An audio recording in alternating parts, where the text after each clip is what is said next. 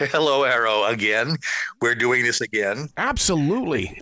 I mean, you always bring the story, Nat. Well, thank you very much. That's what I do for a living, same as you do. So we're matched up. Listen, what business are we in, right? We're supposed to entertain people, and I think we are. Absolutely. This movie, I got to be honest with you, though, way before 9/11, I always feared going into a tall building because of this movie, Towering Inferno. You were quite right. And those of us who worked on the film and who did publicity of the film not only had to balance doing publicity for the movie, but also talk about fire safety. For the book, I was fortunate to have Brian Cummings, who was the former fire chief of Los Angeles, as my advisor on fire safety on one of the chapters in particular. And so I hope we're accurate. But the movie changed laws all over the country. Wow. People were afraid of high rises, and they should have been, because when you think about it, a ladder truck only goes up maybe 7 stories. And so if you're in a skyscraper that's set on like a shopping plaza, you're not going to get out. That's all there is to it. Wow. And the tragedy of 9/11 reminded us of fire safety. Even though the buildings were built to code, there's still just so much you can do. Yeah. Hindsight, what did you learn in putting this book together? Because, I mean, you lived it, but now looking back, what did you learn more? Ironically, what I learned was what I didn't learn, and that is Irwin Allen, the producer who was born Irwin Grinovit, who had 3 brothers and 2 parents. That's all we know about him. He seems to have gone through his entire career denuding his files of anything of a personal nature, even his archives. And I had friends who managed the archive and some friends who've looked through the archive. There's nothing about him in there that's not work related. He was a workaholic. He took home every script for Lost in Space, Time Tunnel, every series he ever made. He would work on them. He was a perfectionist, but we don't know who he was. Wow. Now, isn't that opposite human? Because a lot of us want to leave things behind so that people of the future can understand what it is that we've done. I mean, for somebody to go and erase it like that, it's like, now I'm fascinated. I want to know Irwin Allen. I have turned down publishers who want me to write a book about him because there simply is nothing there. I'd wind up with a pamphlet. So what I did was I put everything I could find into the Towering Inferno. Now, maybe something will come out. His effects were just auctioned by one of the auction houses here in Los Angeles. And I was on communication with both of them, trying to find out if there's anything that they weren't putting up there, production records, things like that, so I could get a hold of it. They couldn't find a thing. It must exist somewhere. And if it does exist, and as I said, people I know have gone through them, there's nothing, who did he date? What restaurants did he like? What size suits did he wear? All we know is that he had a toupee and he was a bit OCD toward the end, but he was a great producer and a manic person as far as safety. Nobody was hurt on the Towering Inferno. Nobody. Maybe a cut on a finger. He was so protective of people. People loved him, but he could be maddening. What were the sets like? Because, I mean, that movie looked like you were physically there in that moment. And, you totally don't believe in Hollywood magic, but it's exactly what happened. The sets were practical, but of course, some of them were built a few feet above the ground so that when there was water, the water could drain. Wow. They also were insulated and they were staffed with a lot of fire protective people. I'll tell you one story that's in the book that nobody else has asked me. There's probably a good reason for that. I used to work for 20th Century Fox in Boston. And one day I came in and somebody had put these lime green carpets all over the office. If you can imagine chartreuse or whatever the color is that outlines your Zoom image, it was that bright bilious green. Who would choose something like that? Well, when I finally saw the movie, I realized that's the color carpet they use for the offices in the skyscraper in the Towering Inferno. Whoa. Somebody in the studio had very simply ordered more carpet than they needed, and they used it to put in their local sales offices on Irwin's budget. So that speaks to the sets of the Towering Inferno. I'm sure there were a lot of people who backed up their pickup trucks and took the furniture with them afterwards that wasn't burned, of course. Wow. When you have a movie like this that's been around for 50 years, one of the things that I would love to do again is watch it at an outdoor drive-in, because I saw it inside Cine 3 in Billings, Montana, but I also saw it at Sage 4. I just could not get enough of this movie. I can't imagine watching it in a drive-in, except it's probably safer, considering that you can always drive away if there's a fire. But it did create. I mean, can you imagine watching it in a multi-screen cinema inside of a skyscraper? Can you imagine that? No. Or these new, what they call them, 4D things that Regal has now, where you go in and the seats are moving and it's got the scent and the wind and all that. Oh my God, that would be quite the experience. I guess somebody would have to set you on fire to create the same experience of an earthquake. But, there was a joke at the time. The movie Earthquake was out a few years before the Towering Inferno. And the joke, this is so old, it's got cobwebs, that they were going to release Earthquake and the Towering Inferno as a double feature, and they were going to call it Shake and Bake. How did Irwin Allen put all of these actors together in one movie? Well, money, of course, helped, but he had made the Poseidon Adventure, which everybody wanted to be a part of after it became a success. Nobody wanted to make the movie originally. The biggest star of the Poseidon Adventure was Shelley Winters. Yes, it was. And you can define that any way you want. When he made the Towering Inferno, of course, he was a major producer, and he was able to go to Steve McQueen and Paul Newman to offer them leads. And, of course, once you get the major stars, the others follow along because they want to be involved in the project. Interestingly, Irwin Allen offered the role of the architect, played by Paul Newman in the movie, originally to Steve McQueen, and Steve McQueen turned it down. Now, McQueen has a very, very good sense of self-preservation, and this was explained to me by Scott Newman, who was Paul Newman's son, who unfortunately is no longer with us, saying that the reason McQueen wanted to play the fireman was not because he could ride around on fire trucks, but because he was the only major character in the film who's not guilty of something. Ooh. We have a corrupt politician, we have a con man in Paul Newman. We have corrupt builders of the building, but McQueen was the only major character, and he had as I said, a sense of self-preservation to know that he wanted to play the fireman. Newman then played the architect, who did not supervise the final construction of the building, and that's his guilt. Faye Dunaway is guilty in a sense of being a reporter. She's a managing editor of a newspaper who does absolutely no reporting in the course of the whole film.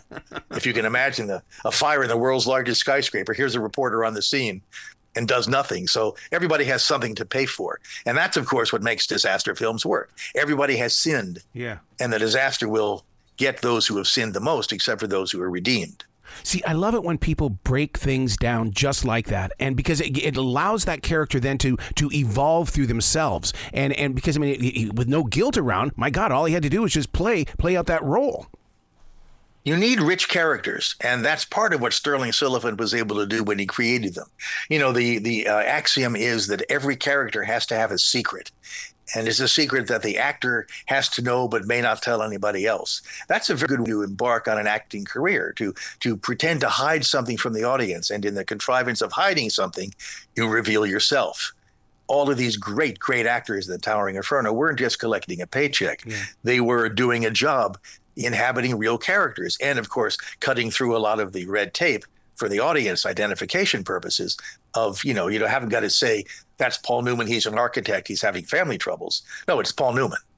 That's how you start. Did you get a chance to look over the manuscript? Because, I mean, I would love to see this in print as those actors were receiving it. You mean the script? Yes, or what? Yes.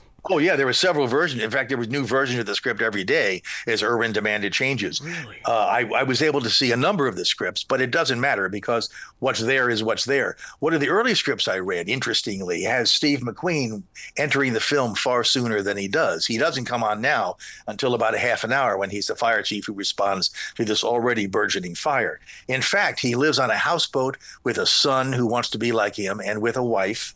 And this is the whole part of the backstory of his character, which was cut out. I don't know if it was never filmed, probably wasn't, but it certainly isn't in the movie now. And so when he arrives on the scene, his character is already developed for those who read the script. Probably that was the material that Irwin gave to Steve McQueen to induce him to sign on the film, but it's not there now. Are you shocked that Hollywood has not redone this movie or just rebuilt it in a way with modern day actors? Because it seems like they're on that kick right now. I have a sense that the tragedy of 9/11 pretty much killed everybody's idea of making a skyscraper fire movie. I was going to ask you about that. In fact, in my notes, I said here in 2024, Towering Inferno has a completely different vibe to it. It does, and you can't help but watch it now. And by the way, it's on YouTube for free as we speak. Wow. that really is chilling in ways you wouldn't imagine it would be, because it's so realistic, and you can just imagine what the people were doing in the World Trade Centers and the other buildings. It's just something we really can't talk about. You have always been so connected to the story of the actors, the musicians, and the people that really bring the entertainment to us. What is your drive? And was it just because you had the interest as a kid? I mean, to write about John Belushi, the only thing that most of us ever know is what was in the National Enquirer. But you take us on a journey. I was fortunate to know John Belushi's, widow, who was just passed a few weeks ago. That's Judy Belushi. Who had married a friend of mine from college, which is how I met her. And when I was signed on to do some A&E biography episodes, it turned out Judy had videotaped a lot of interviews with John's friends to try to get the information from them before the memories faded. Yep. Some of the stuff was on MTV in a special, but she allowed me to use the film clips and the interviews, and we created the John Belushi biography for the A&E biography series. And both Judy and Jimmy Belushi kind of were our godfathers on the thing, so it was accurate. We didn't hide the bad stuff. Yeah. But as Judy said about Bob Woodward's excellent book on Belushi, Wired, she said, well, it was accurate what he wrote, but he didn't write about the good stuff. We put the good stuff in the biography. And I wish I had met Belushi, because he must have been such an extraordinary person. Certainly, he must have been if she loved him. Oh, yeah. I mean, to sit across from him and to watch his wild imagination would be like sitting down with Robin Williams and having an honest-to-God conversation about going to the grocery store. These are the reasons that we watch movies. Yeah. You know, your Aunt Fanny is not going to make a movie star, but these people are the most attractive and intelligent, or at least the most attractive and charismatic people in the world come to Los Angeles. And we wonder why half of them turn up on TMZ. So, Nat, I got to ask you a personal question, because you get into into the storylines and get into the soul of these creative people. How do you react, and what do you do when someone like Jim Carrey comes out and says, "I do not exist. That is only a character"? That line from him changed me, because it makes me wonder, in the everyday world, is that what's going on, where people just see themselves as characters more than people? Well, Jim Carrey, I think, is far more centered than most people. But as the line comes out in the bracket in Wilder, Sunset Boulevard, a dozen press agents working overtime can do terrible things to the human spirit. Yeah. I've known enough actors. I've known enough normal people. And can you imagine, and I think John Milius mentioned this, can you imagine being an actor when the whole world revolves around you? And then he says, and what kind of a world is it if you're the one it revolves around? These are people who look at themselves in the mirror all the time, not because they're really interested in themselves, but to check and see how they look in public. Now, you can't see me right now, but I look like a Lord of the Rings character. Nobody cares, okay? But I'm not an actor. And I can understand, because if they get a carbuncle, you know, they're out of work. And so it's a whole different thing with performers or any creative people. If you don't know where it comes from, you don't know if it's going to stay. Yeah. And that drives so many people out here in this business. It especially drives the business people who have no particular talent for creativity. All they can do is try to recognize it. And in fact, that's something producer Jerry Wald said. He said, there's no lack of talent in Hollywood. There's only a lack of talent who can recognize talent. Wow. That's why things are so topsy-turvy right now. It's all with the bean counters. It's not with the people who actually know how to make movies. Yeah. Well, I think there's going to be a generational pull with these people that are doing things on TikTok and things, because I think that's where the next legends are being born right now. But the thing is, though, does that mean that movies will become shorter? I don't know how short they'll become. I think there's still something about getting out of the house and going to a movie, although that's less so now. But it's in transition. Hollywood is going through a transition right now, as much as it did when talkies arrived or when television arrived. The dust is going to settle at some point. We just have to hope that the creators have the freedom to do what they want to do, and they aren't hemmed in by the bean counters, as I said, who won't let them do certain things. I mean, I'm excited that Francis Ford Coppola has a movie coming out called Megalopolis that he sucked $120 million of his own wine money in. That's one person's point of view. Now, there's a lot of stuff floating around about it, but until I see the movie, I won't know. And I remember something about Coppola. Boy, are we off the subject. I went to the press conference where he showed Apocalypse Now to the American press for the first time.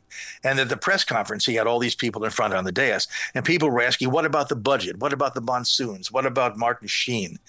And finally, Coppola said, guys, talking to his publicist, you got to get me out of here. This isn't working. And one reporter stood up and said, Mr. Coppola, we saw your movie last night, and I think we have to acknowledge that it is a new step in the progress of cinema. We have to say that. Yeah. Now, I wish that reporter had been me, but it's so hard to recognize progress when it's right in front of us. We need more of that. We need more people like Coppola who will actually put themselves on the line. But we need critics, and we need executives, and we need audiences who want to see something new and not something recycled. Right. Man, I'll tell you how we got onto Coppola. It's because we saw that greatness back in the 1970s. We saw how this movie changed everything. And now we start comparing everything on the sidelines on how things, it even changed Hollywood in storytelling and in story building. Because it all, to me, the movie Towering Inferno set a new standard of height. And nobody, including Irwin Allen, could come back to it after that. He did stay too long at the circus. The film he made after that was When Time Ran Out, which was about a volcano, which is one of the worst films ever made. That's on YouTube, too. Paul Newman was in it because his deal with Irwin Allen to make the Towering Inferno was he would do 2 pictures. Steve McQueen signed the same deal, but didn't make the second film. How do you change into the future? Because I mean, as that writer, and as you know, the readers are changing as well. But I mean, because you just said a few minutes ago, you said, I'm not the actor. And it's like, wait a second. I read your material. I feel your emotion that you're giving to me. I really dive into it. To me, that is acting on a page. Well, that's very kind of you to say that. I never quite thought of it that way. And thank you so much for putting it in my mind that will now haunt me for the rest of my career. I don't know. All I know is I try to empathize with what I'm writing about. The next book actually was kind of a challenge that way. It's coming out in May, and it's called The Rambo Report. And it's the first book authorized by David Morrell, who created Rambo in his 1972 novel First Blood, the first book about the Rambo phenomenon and the Rambo character. And I had to kind of identify with Rambo, who was a very complex character and very much maligned and very much controversial. And I had to try to handle all of that in writing emotionally, but not judgmentally, about who the character was. So we'll see if it works. And I'm sure we'll be back in touch when that comes about. Will you put focus on the one film that not too many people saw where it didn't go into sequels? Because during the anniversary, they re-released that, and we saw what really happened in the original movie. You're going to have to help me with this one. I've seen all the movies. He dies. God knows how many times. Yeah, he died because they when they changed that movie, they saw something. Oh, in the book, yes. Yeah, yes, in the book. Yeah, right. The special features. He dies, and that was something that Stallone fought for Rambo to live. The point being, he didn't want to convey to veterans that the only way out of the PTSD they suffered in Vietnam was to die or commit suicide, as so many tragically have. He wanted to show there was some hope. And that's why the movie exists. The First Blood exists as it does. See, this is every bit the reason why this generation needs you, and those that are in the future as well, because you're leaving your mark. How can people reach out and get more of what you do? There's something called Amazon. Yeah. And that's there. This book comes out from Bear Manor Media. It's doing quite well for them, and I'm so happy. It's a print-on-demand publisher, so there may be some delay in getting a copy. But bearmanormedia.com is where you can order it directly, or, of course, from Amazon or Barnes & Noble or any of our fine online booksellers. It's a book that kind of has a great deal of interest for me because I got liberated from publicity by doing publicity for the Towering Inferno in 1974. Wow. And now in 2024, 50 years later, I'm able to kind of close that chapter and move on to other things. But it's nice to be able to have written about it and to have put my memories in. But it isn't a memoir. I mean, it talks about the movie itself and Irwin Allen and the Poseidon Adventure and the actors and everybody else and fire safety. But it's a kind of a period at the end of a very long, rambling sentence. Wow. You got to come back to this show anytime in the future. You know that door is always going to be open for you, Nat. Rambo and I will be back in April or May. All right, man. Well, you've been brilliant, Arrow. Okay? Thanks so much. It's always wonderful talking to you. Wow.